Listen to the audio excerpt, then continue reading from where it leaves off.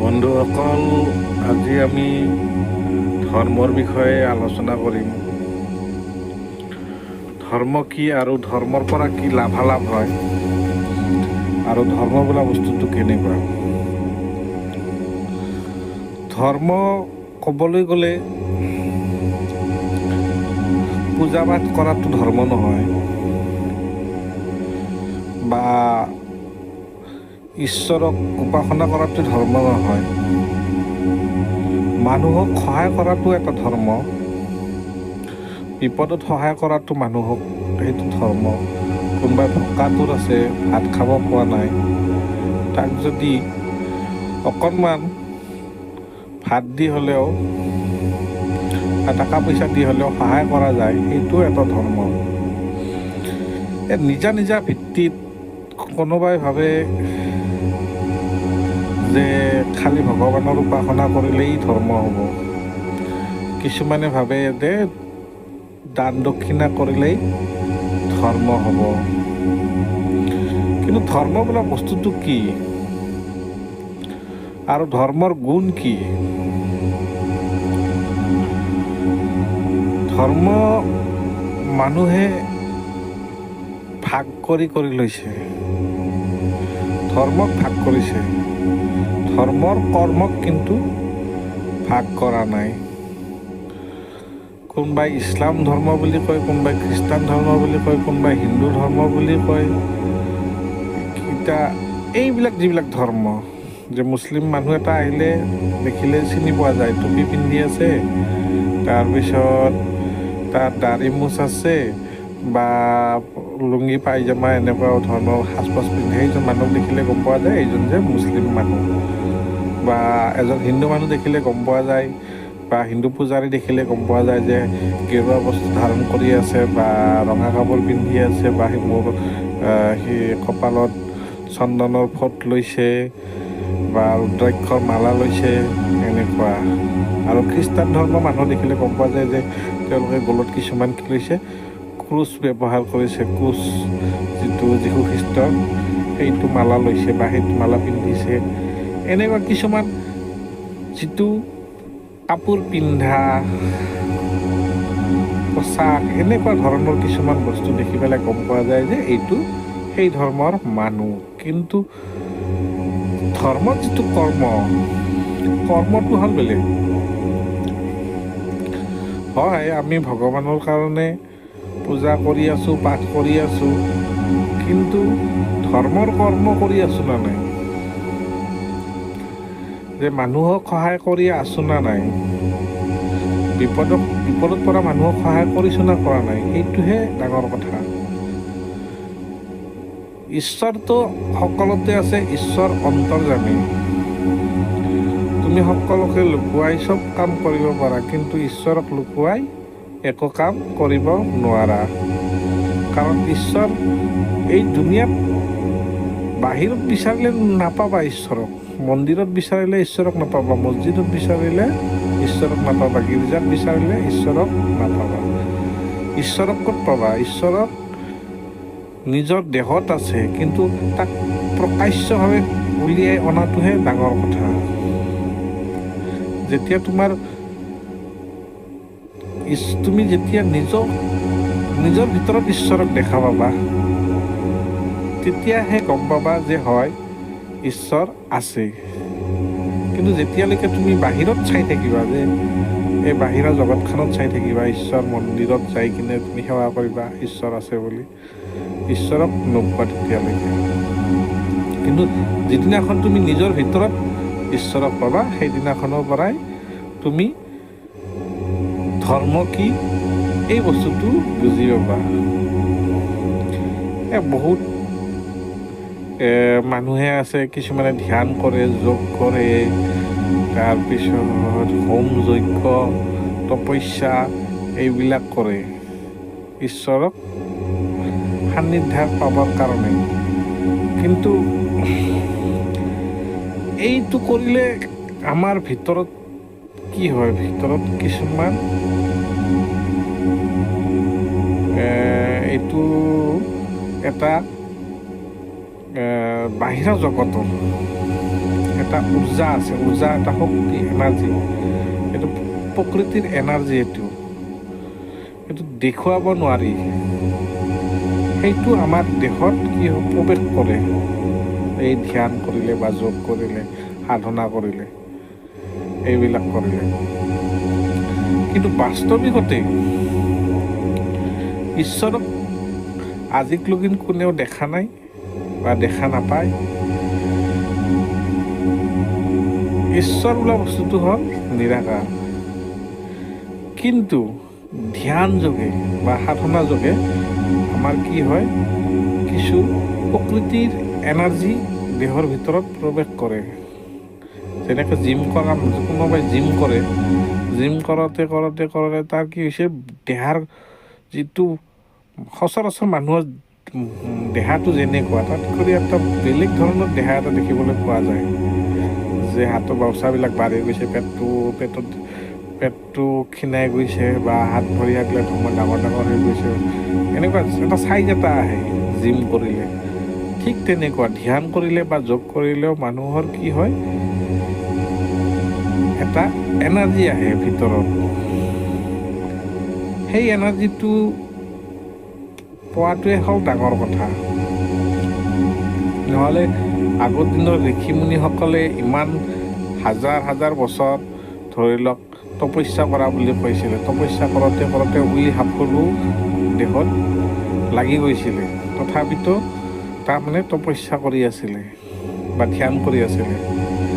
কিন্তু বৰ্তমান সময়ত আমি সচৰাচৰ মোটামুটি মই জানাত যিমান মানুহ দেখিছোঁ, তাৰে 1% বা 2% মানুহে খালি ধ্যান কৰে, সাধনা কৰে, যোগ কৰে। বাকীবিলাক কোনো মানুহে আজি বৰ্তমান যুগত ধ্যান যোগ কৰা মই দেখিবলৈ পোৱা নাই। কিন্তু যিবিলাক কিছুমানে কৰে আৰু, কিন্তু একেবাৰে নিম্ন কম সংখ্যক মানুহে ধ্যান যোগ কৰে। মই এইটোৱে কথা ক'ব বিচাৰিলোঁ যে ঈশ্বৰক পাবলৈ হ'লে মনটো চাফা কৰিব লাগিব, পবিত্ৰ হ'ব লাগিব, আৰু মানুহক বিপদত পৰিলে যিখিনি পাৰোঁ সেইখিনি সহায় কৰিব পৰা ক্ষমতাটো থাকিব লাগিব। সি বিপদত পৰিছে, সেইজন মানুহে তাক মই সহায় নকৰোঁ, এই ভাৱটো যাতে মনত নাহে। সকলোকে সমান চকুৰে চাব লাগিব। আৰু ব্ৰহ্ম বোলা বস্তুটো, ব্ৰহ্ম যে খালি ভগৱানে ব্ৰহ্ম এইটো কথা নহয়, ব্ৰহ্ম সকলোতে আছে। এটা চোৰৰ দেহতো ব্ৰহ্ম আছে, এজন দস্যুৰ দেহতো ব্ৰহ্ম আছে, আৰু এজন ভাল ঋষিমুনিৰ দেহতো ব্ৰহ্ম আছে। ব্ৰহ্ম সকলোতে, সকলো এই দুনীয়াখন ব্ৰহ্মৰ দ্বাৰা সৃষ্টি। সেইকাৰণে মই কৈছোঁ যে আপোনালোকে ধ্যান কৰক। কাৰণ এই দুনীয়াখন আহিছোঁ, অতি সোনকালে আহিছোঁ আমি, আৰু অতি সোনকালে যাম। এইটো বেছি দিনৰ খেলা নহয়। এইখন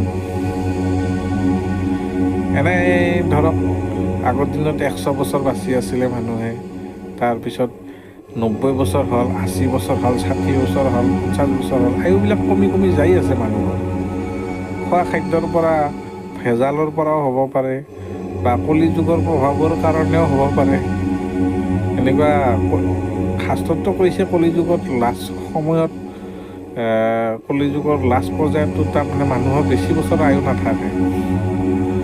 ঠিক তেনেকুৱা, কিন্তু বৰ্তমান আমিতো দেখিয়ে আছোঁ, কিন্তু কলিৰ প্ৰভাৱত নে এইটো আমাৰ নিজৰ ভুলৰ কাৰণে, যে খাদ্য পাচলিত সদায় ৰাসায়নিক বস্তু ব্যৱহাৰ কৰে। আজিকালি ইউৰিয়া মাছ খাই কিছুমানে, মাছতো ইউৰিয়া ব্যৱহাৰ কৰে, ইউৰিয়া সাৰ দি, বা ব্ৰইলাৰ মুৰ্গী খাই কিছুমানে, ব্ৰইলাৰতো ইনজেকশ্যন মাৰি ডাঙৰ কৰি দিয়ে কম দিনতে।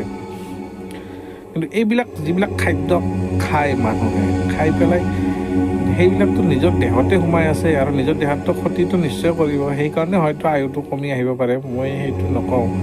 কিন্তু কলিৰ প্ৰভাৱ বুলিও ক'ব নোৱাৰি।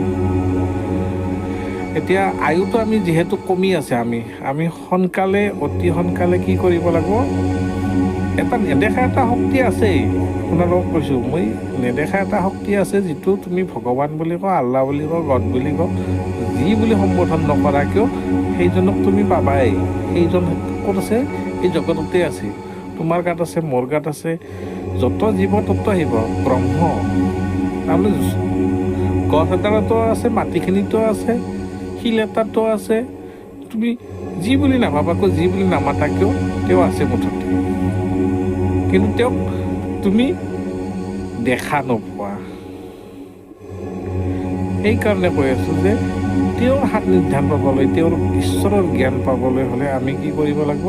তেওঁৰ উপাসনা কৰিব লাগিব, তেওঁৰ ধ্যান কৰিব লাগিব। ধ্যান কৰিলেহে ঈশ্বৰক পাম। আৰু ঈশ্বৰক পাবলৈকে হ'লে আমি কিছুমান কৰ্ম ত্যাগ কৰিব লাগিব। কৰ্ম মানে কুকৰ্ম, বেয়া অভ্যাস, এইবিলাক ত্যাগ কৰিব লাগিব। কিন্তু ইমান সহজ নহয় যে কুকৰ্ম, বেয়া অভ্যাস মানুহৰ দেহাত একবাৰ যদি জন্মিছে, এইটো ইমান সহজত তাৰমানে এৰা নাখায়। কিন্তু যেতিয়া ঈশ্বৰৰ ওচৰত যিমানে যাবা সিমানে তোমাৰ এইবিলাক তীব্ৰ হৈ উঠিব, জাগি উঠিব। এইবিলাক বেয়া গুণবিলাক ধ্বংস হৈ যাব, নিজে নিজে ধ্বংস হৈ যাব। সেইকাৰণে মই কৈ আছোঁ যে ধ্যান কৰা, যোগ কৰা। আৰু নাম জপটো হ'ল মূল মন্ত্ৰ। ঈশ্বৰৰ নাম জপটো হ'ল মূল মন্ত্ৰ। তাৰপিছত মন্ত্ৰ শক্তিৰো এটা আছে, মন্ত্ৰ শক্তি লাগে। সকলোতকৈ শ্ৰেষ্ঠ হ'ল নাম জপ। তুমি যি নামে জপ নকৰা কিয়,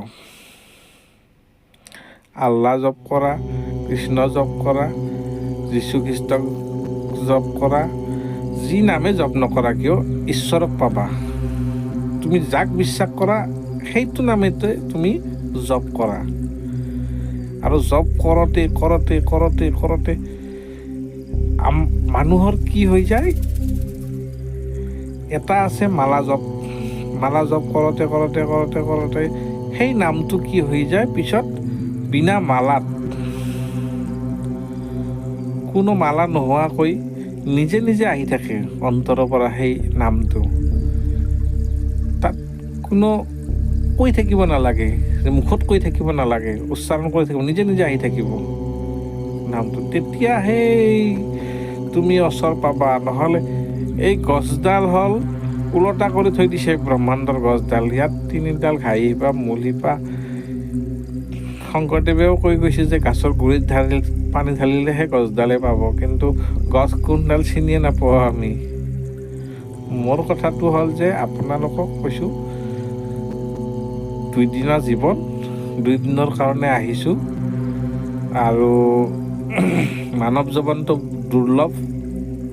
নেক্সট আৰু এই দুনিয়াত আহোঁ কি নাহোঁ, এই জগতখন পাম কি নাপাম, এই বিষয়েতো নাজানো। কিন্তু এইটো কথা জানো যে কিবা এটা শক্তি আছে, অদৃশ্য শক্তি এই জগতত আছে। মই যিটো অনুভৱ কৰিছোঁ, মোৰ ফালৰ পৰা কৈছোঁ দেই, কিবা এটা শক্তি আছে, অদৃশ্য শক্তি। আৰু সেই শক্তিক ধ্যান কৰিব লাগে, সেই শক্তিৰ নামত জপ কৰিব লাগে। অনন্ত কৃষ্ণৰ নামৰ অনন্ত মহিমা। সেই যিকোনো নাম এটা ধৰি লোৱা আৰু জপ কৰা, নিৰন্তৰে জপ কৰা, অন্তহীন। তাৰমানে সময় নাই, আজিয়ে মৰোঁ না কালিয়ে মৰোঁ না, মই মৃত্যুৰ ফালে যায়ে আছোঁ, কোনে জানে, হয়তো কালিও মৰি থাকিব পাৰোঁ, হয়তো আজি ৰাতিয়ে মৰি থাকিব পাৰোঁ, বা এইমাত্ৰও মৰি থাকিব পাৰোঁ। সেইকাৰণে কৈছোঁ নিৰন্তৰে ঈশ্বৰৰ নামটো অনবৰত যাতে আহি থাকে মুখত, হৰিৰ নামটো। সেইকাৰণে যিমান পাৰে সিমান নাম জপ কৰা আৰম্ভ কৰক। আৰু তেতিয়া নাম জপ কৰোঁতে যেতিয়া আপোনাৰ বেয়া গুণবিলাক গুচি যাব, আপোনাৰ দেৱগুণ প্ৰকট হ'ব। অৰ্থাৎ ঈশ্বৰৰ সান্নিধ্যান পালে না, এটা প্ৰকৃতিৰ এনাৰ্জিটো যেতিয়া আপুনি পাই যাব, তেতিয়া আপোনাৰ কি হ'ব, বেয়া গুণবিলাক গুচি যাব দেহৰ পৰা। আৰু তেতিয়া ঈশ্বৰ যি আছে এই বস্তুটো আপুনি অনুভৱ কৰিব। কিন্তু বেলেগৰ মুখত শুনি, বেলেগৰ কথা শুনি, ধৰ্মৰ কথা শুনি, কৃষ্ণৰ কথা শুনি, ৰামৰ কথা শুনি আপুনি ঈশ্বৰক নাপায়। যেতিয়ালৈকে আপোনাৰ নিজৰ দ্বাৰা অনুভৱ কৰিব নোৱাৰিব যে ঈশ্বৰ কি, তে বন্ধুসকল আজিলৈ ইমানতে, আৰু নেক্সট মই এনেকুৱা ভিডিঅ' বনাই থাকিম। আপোনালোকে মোৰ কথাখিনি যদি শুনি ভাল লাগে নিশ্চয় মোক বহুত মৰম কৰিব আশা ৰাখিলোঁ। আৰু ময়ো পাৰাখিনি যিখিনি কৰ্ম পাৰোঁ মই কৰি আছোঁ আৰু কৰি গৈ থাকিম। আৰু যিমান পাৰোঁ ঈশ্বৰে যিমান নিয়ে তেওঁৰ ওপৰতে ভৰসা কৰি চলোঁ। দে বন্ধুসকল আজিলৈকে ইমানতে, আৰু নিশ্চয় নেক্সট ভিডিঅ'ত লগ পাম।